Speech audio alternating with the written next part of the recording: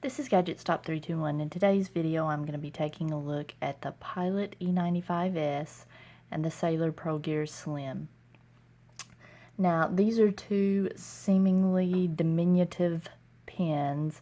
I've got small hands, so you can see how small that is. But when posted, these make nice full-size pens. You don't really have any sacrifices in your writing experience. Now, the Sailor Pro Gear Slim also comes in a regular version, the Sailor Pro Gear, which is a little bit larger. The E95s, this is it. Now, the good thing about the Sailor Pro Gear Slim is you have lots of trim options. There are pens that have gold hardware and trim, and there are those that have the silver rhodium plated trim. You can find these in demonstrator and opaque models. And with that, all those options that you have, you also have a broad range of prices that these are available in. Now, the E95s comes in this burgundy, and it's kind of a champagne color, I would call it. This, oh, it's just so smooth, so pretty, with some gold trim. It's not called champagne. I can't remember off the top of my head what it's called, but this is burgundy, and it's hard to get the true color of that on camera, but if you look at different shops that are selling this, you'll be able to get a better idea of the color. But this is just so pretty, and it comes in this burgundy and champagne color, and there's also one where the cap and body are both black with gold trim and hardware also. So there are only two options here. Now, you have lots of nib options. You've got your extra fine, medium. I'm not sure what else this one comes in, but Sailor has some additional nib options sometimes that you don't see in other brands, like the zoom nib and things like that. The E95s is a snap cap. It doesn't really snap though. Hold on, look at this. There's not really a snap to it. It fits by friction though. And you know, it's just a nice, satisfying feel. It feels secure, and you get that same friction fit on the back, so it posts very securely. The clip is a spring-loaded clip, and it is pretty tight. I think it feels good. I think it feels good and sturdy, but I have read at least one comment of someone saying that their clip fell apart. I guess anytime you have a mechanism in there, like a spring-loaded mechanism, there's the potential for failure, so you just have to be reasonable about it.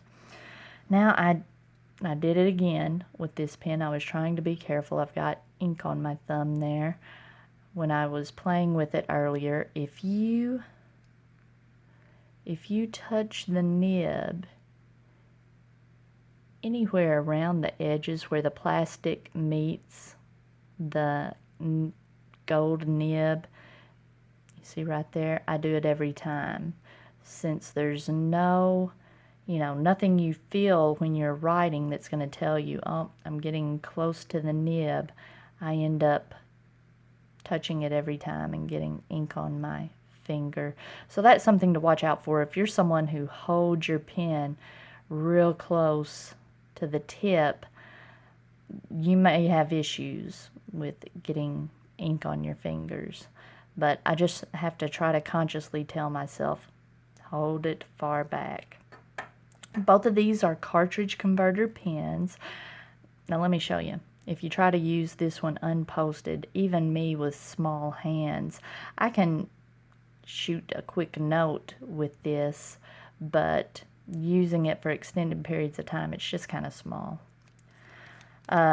It's a cartridge converter pen. If you use the little Con 40 converter, you can't see how much ink you have. It attaches way up in there. So, you know, that's something to consider.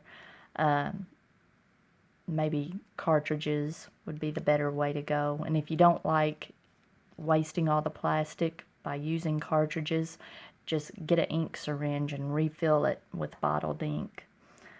That's what I do a lot of the time. All right, I think that's it on that one.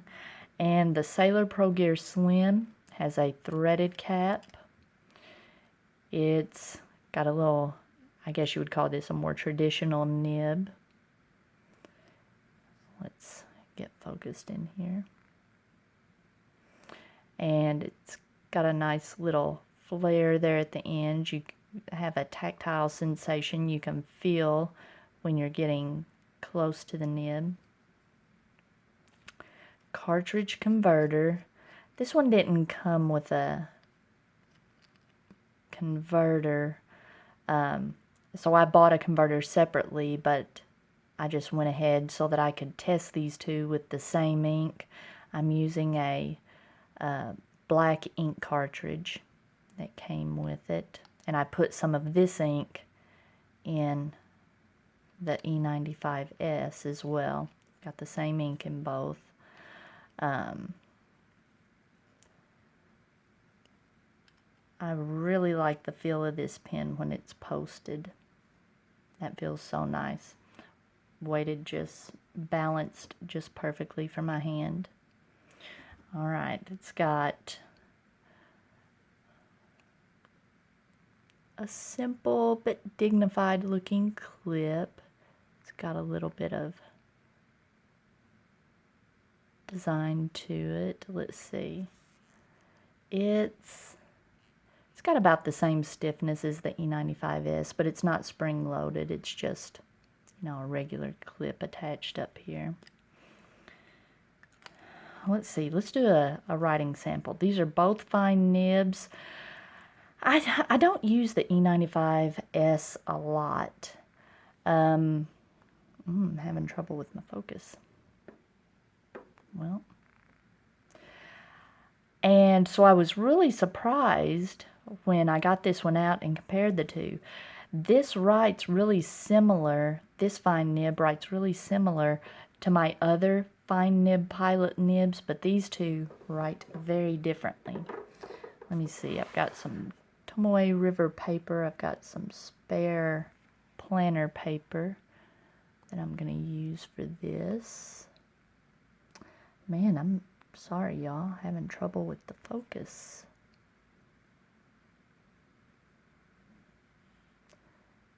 And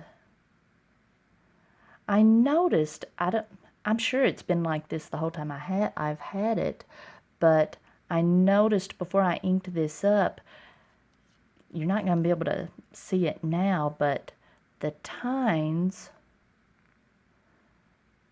oh yeah, you can, maybe you can see it.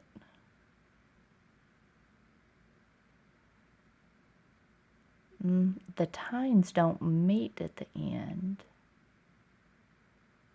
There's a gap in there. You can't really see it because of the ink. There's ink in between the two tines right now.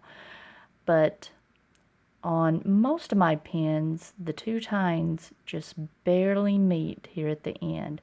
And this is a very wet writer. I think this Sailor black ink must be a very wet ink, because this is even wetter than I've noticed it being in the past. Well, let's take a look at it.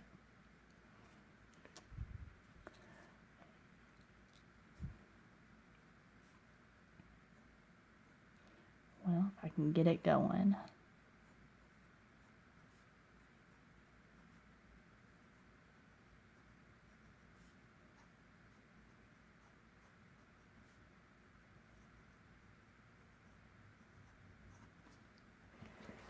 And I want to see real quick if I can show you how wet this is.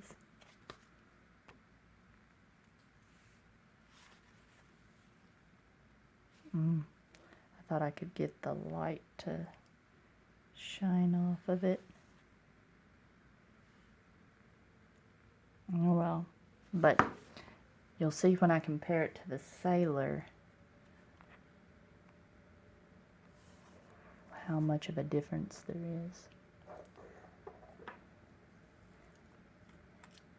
Now the Sailor, in a previous video, I noted that it writes really dry, even compared to the Custom 74 and the 3776. Let's get this one going.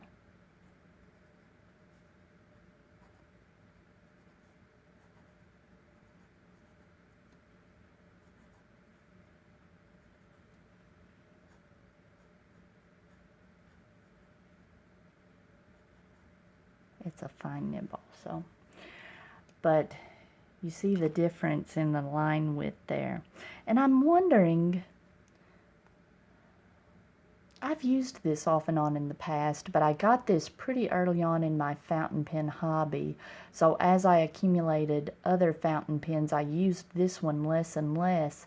And it's actually, I've used this recently, but prior to my most recent use of it, it had been a while since I used it. So I must not have just had any frame of reference, or this was my first pilot pen. So when I was using this, I was comparing it to like my Lamies that I had. So I didn't realize how broad this was writing compared to other pilot fine nibs.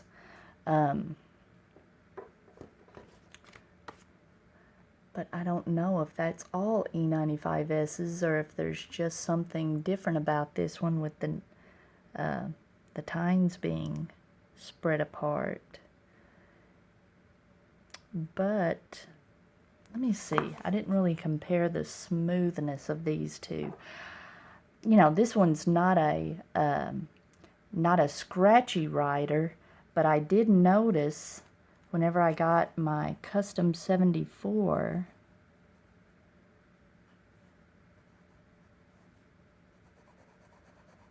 it really jumped out at me that, wow, this Custom 74 is smooth. And I didn't have that same experience with the E95s.